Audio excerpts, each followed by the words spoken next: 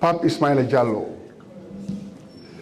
Issa Tidiane Tunkara, Ibrahim Sissé, Ibrahim Ndour, Mohamed Diop, notre champion, notre roi,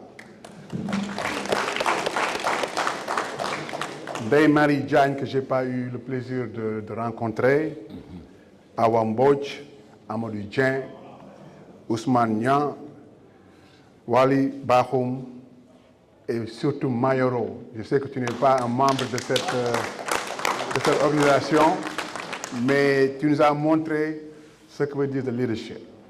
Vraiment, tu nous as montré ça. Et pourquoi moi, je suis passionné dans tout ce que je fais. Quand je joue au basket, on m'a connu pour être fougueux, fou, agressif. Mais c'est comme ça qu'on m'a éduqué. Je me sens chez moi.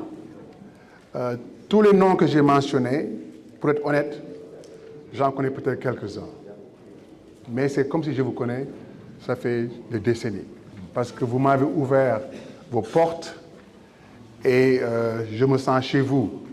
Donc je ne veux pas un doctorat honoris causa, mais je vais être membre de votre association. Voilà. Donc je l'impose. Donc je vais... Merci. Voilà. Maintenant, je sais que je suis la seule personne qui est devant vous et votre repas. Donc je vais parler le plus vite possible. Bon, j'ai traduit l'anglais au français. Hein. Sport-études, c'est possible. On a eu deux éminents professeurs qui nous ont parlé de l'importance du sport. Études, c'est tellement vaste. L'écosystème de sport-études est immense. Je sais que le professeur Sakho, je l'ai entendu plusieurs fois, en a beaucoup parlé. Aujourd'hui, il a peut-être parlé 1/100 de ce qu'il aurait pu faire. Mais je m'adresse aux étudiants qui sont dans la salle. Moins d'1% d'entre vous, et ça je le dis avec humilité, vont jouer professionnel à un niveau où vous serez en mesure de pouvoir subvenir à vos besoins aisément. Donc je vous conseille de faire du sport parce que le sport est un vecteur pour une économique, pour votre intégration sociale. Parce que dans le sport, vous jouez avec des gens que vous ne connaissez pas, qui viennent de diverses cultures, religions, pays, et on vous met ensemble et vous avez le devoir et l'honneur de performer à un certain niveau. Donc je vous demanderai de continuer à persévérer dans vos efforts, mais surtout de vous respecter, mais aussi de respecter vos enseignants et vos entraîneurs. On parle de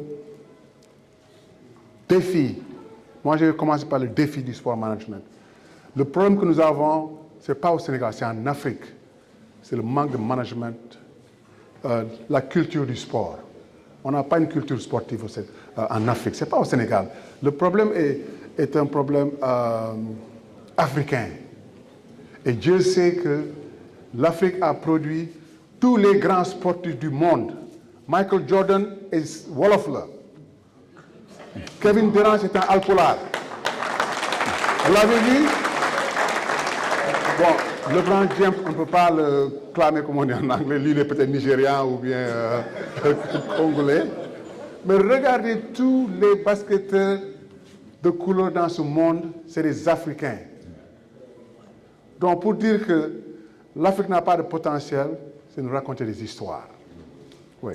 Moi, depuis 4 ans et demi, 5 ans, je suis retourné au Sénégal et je suis à la tête d'une académie qui s'appelle CID, qui a été fondée par Amadou Gallo Fall, qui est le président de la BAL. La vision, elle est simple, hein? C'est études et sport. Comme vous l'avez si bien dit, au début, c'était un peu compliqué. Mais aujourd'hui, on a compris. Donc, je peux vous dire avec toute fierté que l'année dernière, on a eu 90% de réussite au bac et au DFM. On a eu 9 candidats au bac, 8 ont passé le bac, au DFM, c'est la même chose. Donc, on se focalise sur ça parce que nous, on comprend que le sport a une finalité. La vie d'un sportif professionnel, c'est 7 ans. C'est ce qu'on dit aux États-Unis, 7 ans. Et ça, c'est la moyenne. Donc ça veut dire qu'il y a beaucoup de gens qui n'ont pas eu la chance de jouer à un certain niveau. Oui. Donc aujourd'hui, moi, je m'adresse à la jeunesse parce que c'est vous notre futur, vous êtes nos futurs leaders.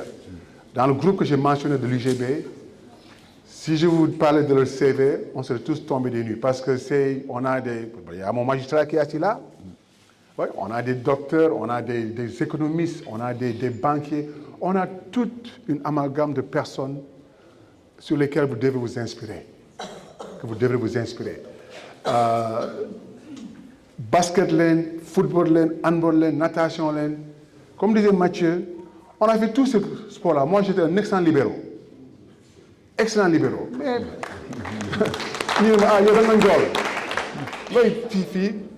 tout ce que Mathieu Faye a fait, on l'a fait ensemble, parce qu'on était coéquipiers à la gendarme. On a joué minime, carré, junior, senior. Mais c'est sûr, donc, on est là, on parle, mais moi je parle en tant que sportif, bien que j'aurais pu faire un exposé sur le management du sport, que je vais parler dans quelques secondes, mais professeur Sakho et professeur Nala ont assez expliqué la problématique que nous avons dans le sport sénégalais et africain en général.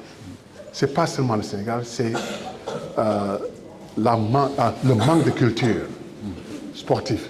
Et ça, je lance un appel à l'État. Moi, je ne suis pas politicien, mais sans l'appui de l'État, ça va être difficile. Parce qu'il faut que l'État s'y mette pour que le privé dise « Ok, ils sont sérieux, on va commencer à faire quelque chose. » Le professeur Sakho a mentionné quelque chose de très important. Les Jeux olympiques de la jeunesse de 2026. Mais je suis sûr que dans vos milieux, on n'en parle même pas. Mais c'est des Jeux olympiques, il faut avoir entre 15 ans et 18 ans. Donc, c'est-à-dire c'est dans 2 ans. Donc, c'est-à-dire le gosse de 13 ans aujourd'hui, on doit le canaliser dans les académies, dans les centres sportifs, natation. Les Jeux olympiques, c'est basket 3-3, des règles différentes. Nous commençons à entraîner. Moi, j'ai vécu aux États-Unis plus de 40 ans. Et il faut voir les Américains quand ils préparent des compétitions. Comme on dit, dañu xobe parents yi nag ëpp gën leen xobe dañuy dem ànd ak seen doom yi parce qu'ils veulent voir les enfants taxaw ñuy wax le Star Spangled Banner, c'est l'hymne national des Américains pour gars yi woy ko parce que y a que les sportifs et les présidents ñoo am droit boobu man nag moom taxaw nañ ci podium en Algérie, au Sénégal, on a chanté l'hymne national du Sénégal. Amul kenn fii ku mun wax que moom jàll na ñuy woon mi ñuy woy ministre quand le président passe, d'accord, il n'y a pas un ministre, il n'y a pas un député, il n'y a pas qui que ce soit. Donc le sport est important. Oui. Nous, on a mis le Sénégal là où nos chefs d'État n'ont pas mis le Sénégal. Parce qu'on est parti, vous savez, aux États-Unis, moi je suis arrivé aux États-Unis dans les années 70, les gens croyaient que moi je viens de la jungle. Ouais, les Tarzans, les trucs. Ah oui, c'est ça. Hein? Ouais. Moi, quand je suis arrivé aux États-Unis, il y avait les pattes d'éléphant, les afros et les gros cols là. Peut-être certains d'entre vous n'étaient pas nés. Les grosses voitures là. Hein? On vient me dire, hey, you're from the jungle. Ah, le gars qui me dit, il est plus foncé que moi. Moi, mais toi, ça va pas, non? Ah, mais vraiment. Mais tu vois, donc, du coup, quand je jouais, à chaque match, on faisait l'introduction des joueurs. Bon, entre-temps, moi, je faisais partie de 50 ans d'ailleurs, depuis ma première année aux États-Unis. Et on disait, Joe Lopez, from Dakar, Sénégal. Donc, toute l'université savait où se trouvait Dakar, Sénégal. Et à l'époque, le président Senghor était président, et c'est pas lui qui a amené le Sénégal à North Carolina. Et moi, j'allais au supermarché, je disais, hey, ils sont au Sénégal, West Africa. Donc, on est des ambassadeurs. Donc, vous êtes des ambassadeurs également. Parce que là où vous allez, vous représentez votre institution. Hier, j'ai dit, mais attends, mais c'est qui ces gosses-là? On me dit, ah oui, c'est les gosses de la Casamance. C'est les gosses de ça. Mais vous représentez vos régions, vos ethnicités. Parce qu'on n'en parle pas beaucoup. Je ne sais pas pourquoi. Parce qu'aujourd'hui, le monde sportif a compris. Ça s'appelle management du sport. Vous savez quoi? J'étais avec Masai Ujiri. Masai Ujiri, c'est le general manager de Toronto Raptors. Qui me dit, mais Joe, mais pourquoi tu ne vas pas criss-cross l'Afrique et nous trouver des Hakeem Olajuwon, des trucs? Parce que la NBA, Kabir ne me laissera pas raconter des histoires, ils ont compris aujourd'hui que l'Africain a différentes morphologies. Le Sahélien, il est grand, il est long, il est maigre. Quand le vent souffle trop fort, il se casse en deux. Bon, c'est une façon de chahut, bien sûr. On est tous sahéliens. Hein?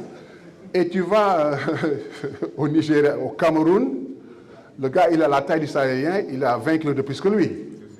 Voilà. Donc, dépendant de ton équipe, tu choisis tes joueurs. Tu vas trouver un LeBron James, un Kevin Durant qui est Alpolar, Michael Jordan, les boules.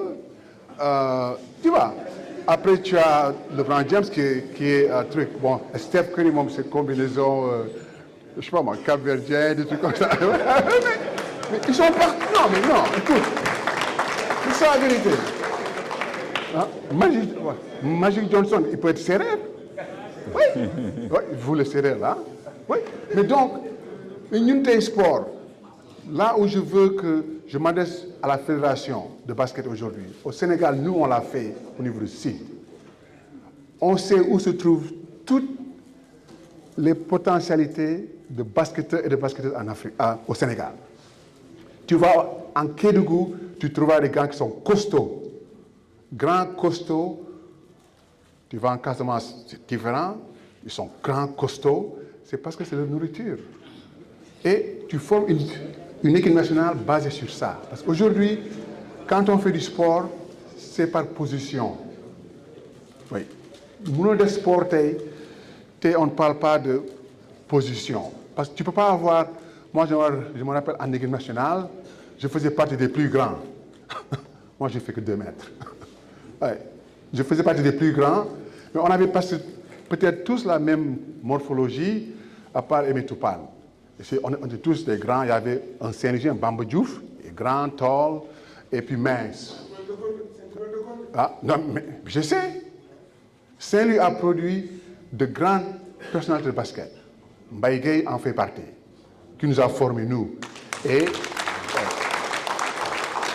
qui nous a formés Henriette Diouf, Marie-Amélie Sakho, au cas où vous vous doutez, c'est ma grande sœur. Donc moi, je suis venu d'une famille de sportifs, mais mon grand frère a joué au Réveil de Saint-Louis. Il s'appelle Soter Lopez. C'était un ancien avant-centre. Bon, là, il a 80 ans, mais il a joué au Réveil. Donc nous, on a une connexion avec Saint-Louis. Moi, je me rappelle quand il jouait au Réveil de Saint-Louis, c'était un excellent footballeur. Donc aujourd'hui, la jeunesse, prenez ce que ces professeurs-là ont dit, mais surtout, inspirez-vous de leurs paroles. Nous, on est les anciens, mais il faut connaître les anciens pour pouvoir aller de l'avant. Je parle toujours de Mohamed Diop, que je n'ai pas connu en personne, mais je l'ai connu, je l'ai rencontré hier pour la première fois de ma vie en personne. Je savais qui il était. Mais c'est comme si je le connais il y a 20 ans, 30 ans. Donc, c'est des personnes comme ça qui pourraient vous aider et vous guider. La dernière chose que je vais dire, on parle de reconversion sociale. Ça me donne de la peine au cœur. Parce que moi qui vous parle ici, je contribue à certaines personnes chaque mois pour les assister. C'est ça. Et ça, c'est des gens qui étaient à côté de moi quand on chantait l'hymne national du Sénégal. C'est ça. C'est inadmissible. Et ça, je le dis haut et fort, tout l'entendre. C'est inadmissible qu'on ait des gens qui sont double champions d'Afrique, triple champions d'Afrique, qui ont participé aux Jeux Olympiques, Coupe du Monde, on a fait tout ça. Mais nous, le Tout-Puissant nous a aidés Et on a peut-être suivi les conseils de nos parents. On est allé à l'école. Quand moi, je me rappelle aux États-Unis, j'avais des coéquipiers qui sont allés jouer dans la NBA. Je dis, hey, si je dis à ma mère que je vais jouer à la NBA, elle va me dire, mais ça ne va pas, non? Montre-moi ton diplôme d'abord. Donc, comme ça, tu t'es focalisé parce qu'on n'avait pas ce management. Mais aujourd'hui, si j'ai un gosse qui a la potentialité de jouer à NBA, je lui dirais, hey, va jouer dans la NBA. Après, en cours d'été, tu vas faire ton programme pour avoir tes études. Parce que le type d'argent qu'on paye aujourd'hui, ce serait une aberration de dire à nos élèves et à nos joueurs, Bulkodef. Ouais. Mais écoutez-moi bien, c'est un pourcentage. Ça, il faut qu'on vous détecte et on dit que vraiment, toi, tu es sur cette bonne voie et qu'on te suive. Le suivi sportif est important, d'où je tire encore mon chapeau à Basket Plus. Parce que vous avez compris. Vous avez compris qu'il faut un accompagnement pour persévérer dans le sport. Oui. Nous, malheureusement, certains d'entre nous l'ont eu parce qu'on était dans un club qui était bien cadré, la Jeanne d'Arc. Mais si tu étais dans un autre club où on se préoccupait que des résultats, affaire du sorti. L'autre, le professeur Sahoya, il m'a fait rigoler parce qu'Arsenal, pour moi, c'est le club le plus nul en Angleterre. mais ils ont un programme, ils ont une procédure qui est infaillible. C'est peut-être l'un des clubs les plus riches en Angleterre, peut-être, mais ils ne gagnent rien du tout. Koufi Faral Arsenal, mais ça faut dire chaque fois. Wow. Donc la finalité, et pour clore, la finalité, ce n'est pas être un champion d'Afrique, ce n'est pas être un champion du monde, mais c'est être quelqu'un qui va pouvoir subvenir à ses besoins. Pour doo xam ne que doo dem sa papa bu la jàppale indi ci àdduna bi di la nourrir quand tu as 50 ans et 60 ans. Ça, je ne dis pas que c'est une aberration parce que ce n'est pas de leur faute, mais ne tombez pas dans ce truc-là. Écoutez les conseils. Parce qu'aujourd'hui, je le vis à Sid, on a des jeunes qui sont talentueux et ça monte dans la tête rapidement. Et on perd les objectifs. On perd les objectifs. Parce que vous avez combien de Sénégalais ont évolué en NBA? Truc. Gorgui Dieng qui a joué 10 ans. Le reste, ils vont un truc, ils rentrent, ils sortent. Ils rentrent, ils sortent. Oui. Parce que lui, il a eu la chance d'être dans un programme qu'il a suivi. Mais est-ce que c'est les meilleurs basketteurs sénégalais? Non. Loin de là. Et ça, je le dis haut et fort. Dans le basket, dans le basket, Mohamed Diop, et ça, on lui concède. Et puis c'est la vie, hein? On avance. Mais il ne faut pas rentrer dans des discours que le meilleur basketteur sénégalais de tous les temps, c'est Gorgui Dieng, parce que ce n'est pas vrai. Vous n'avez jamais vu jouer Etienne Préra, peut-être. Ah oui. Hier, je leur racontais notre épisode à Georgetown. Le gars était direct. Ah oui, il a chauffé Georgetown là-bas. Hein? Oui. Donc quand on parle de basketteur, il faut faire très attention. Parce que nous, on a vu de grands basketteurs. Si vous voulez commencer l'INFI, mais on en jusqu'à demain. En tout cas, je vous remercie pour votre attention parce que je sais que vous avez tous faim. Mais je répète une fois de plus, le maillot que vous avez porté aujourd'hui, portez-le avec fierté. Études, sport. Bon, ils ont dit sport-études. Moi, là, je l'inverse. C'est études-sport parce que tu es étudiant d'abord et sportif après. L'américain dit student-athlete, c'est-à-dire étudiant-athlète. Ils ne changent jamais le truc parce qu'ils disent d'abord tu es étudiant. Parce que pour jouer en Amérique, je ne sais pas en France, moi je n'ai pas vécu en France longtemps, mais il faut avoir une moyenne pour pouvoir jouer au sport universitaire. Donc tous ceux qui sont là et disent oh Manjang ça ne m'intéresse pas, qu'on doit aux États-Unis. Parce qu'on va te demander et des bulletins de notes, et des bulletins, et des bulletins, et des bulletins. Et sauf qu'à Moulay, bon, tu as du talent, mais on n'a pas besoin de toi. Parce qu'on a des règles qui régissent notre établissement, qu'il faut une moyenne pour pouvoir jouer au sport. En tout cas, bon courage et sport-études, c'est possible.